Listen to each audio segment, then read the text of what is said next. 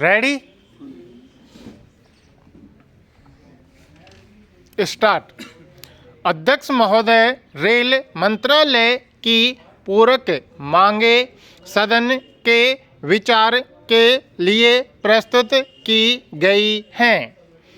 वर्तमान स्थिति और आर्थिक दशा को ध्यान में रखते हुए ये मांगे उचित हैं और मैं इनका समर्थन करता हूँ। आज रेलों की जो स्थिति बनी हुई है उसके बारे में मैं भी अपने विचार व्यक्त करना चाहता हूँ। भारतीय रेल सार्वजनिक क्षेत्र का एक महत्वपूर्ण उद्योग है और सबसे पुराना उद्योग है। इस उद्योग में जनता और देश की काफ़ी पूंजी लगी हुई है। लाखों व्यक्ति प्रतिदिन आवागमन के रूप में रेलों का इस्तेमाल करते हैं। देश की प्रगति और विकास में रेलों का एक महत्वपूर्ण स्थान है। अगर रेलें रुक सकती हैं तो हमारे देश का जनजीवन रुक सकता है और हमारे देश के विकास और उन्नति में बाधा उत्पन्न होती है। इसलिए इतने महत्वपूर्ण उद्योग की आज जो दुर्दशा हो रही है उससे हम सब लोगों का चिंतित होना स्वाभाविक है। आप सब लोगों ने आज के समाचार पत्रों में पढ़ा होगा कि पूरे देश में रेलों की हड़ताल करने की योजना बनाई जा रही है।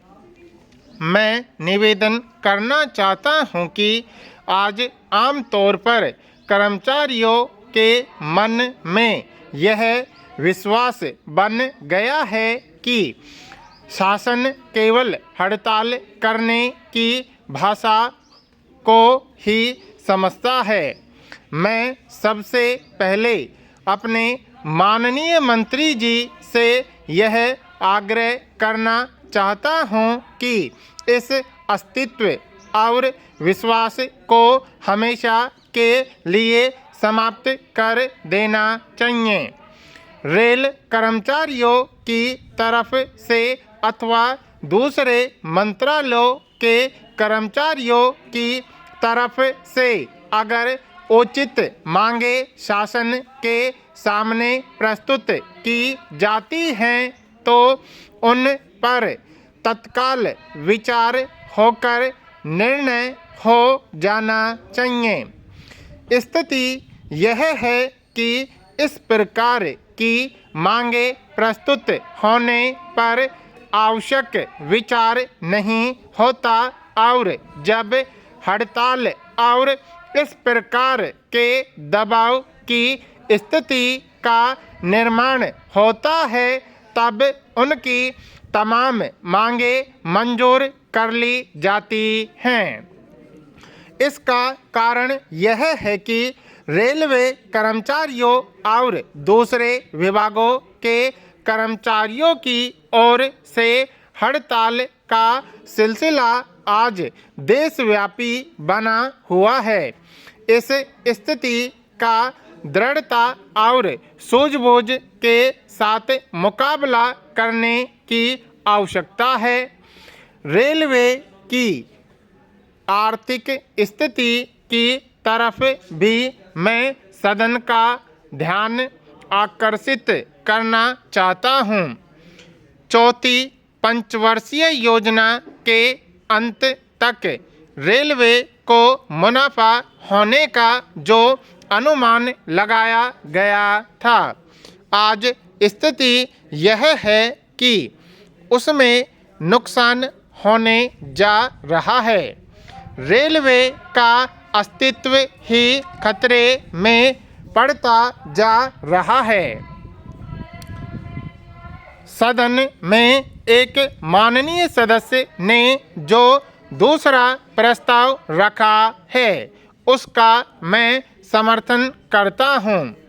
योजना आयोग ने 5वीं पंचवर्षीय योजना बनाई और संसद ने भी उसको अपनी सहमति प्रदान की है।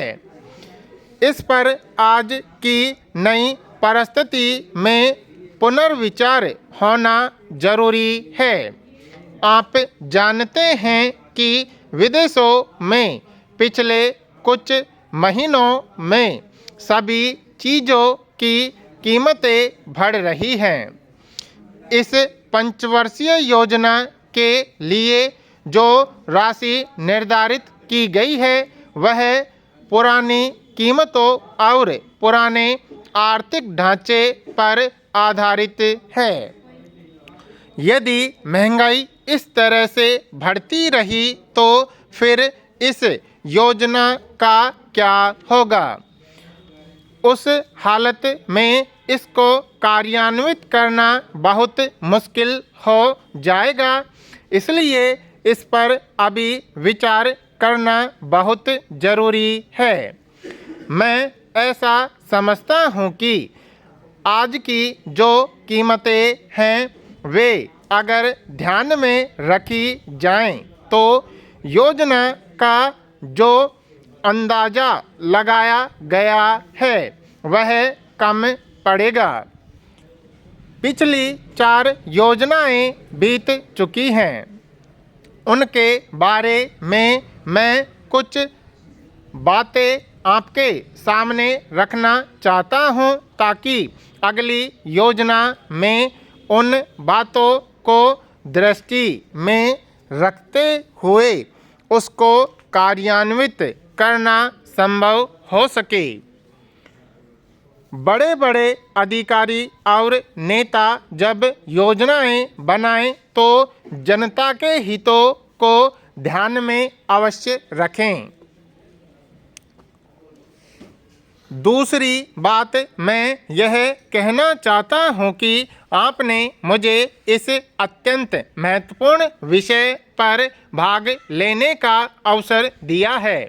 उसके लिए मैं आपका अत्यंत आभारी हूं। बहुत से माननीय सदस्य जो कि दूसरी तरफ से बोले, उन्होंने मूल्यों में वृद्धि को यह करते हुए सही बताया है कि अन्न के उत्पादन में कमी आई है। जब हम मूल्यों में वृद्धि पर चर्चा कर रहे हैं तो हमें उन पिछले वर्षों को ध्यान में रखना होगा जब मूल्यों में वृद्धि हुई थी। मैं इस बात से सहमत हूँ कि पिछली सरकार के शासनकाल के दौरान भी मूल्य प्रति वर्ष लगातार बढ़े हैं, किंतु इस बार आवश्यक चीज़ों के मूल्य इतनी तेज़ी से बढ़े हैं कि वह आम जनता की पहुंच में नहीं हैं। पिछले कुछ समय से सभी आवश्यक चीज़ों विशेष रूप से तेल, दाल, चावल और सब्जियों के मूल्यों में निरंतर वृद्धि हो रही है। महोदय, प्याज एक बहुत महत्वपूर्ण सब्जी है और जनता के अच्छे स्वास्थ्य के लिए अति आवश्यक भी है, लेकिन आम जनता इस स्थिति में नहीं थी कि वह इसे खरीद सके। इस महत्वपूर्ण विषय पर चर्चा हो।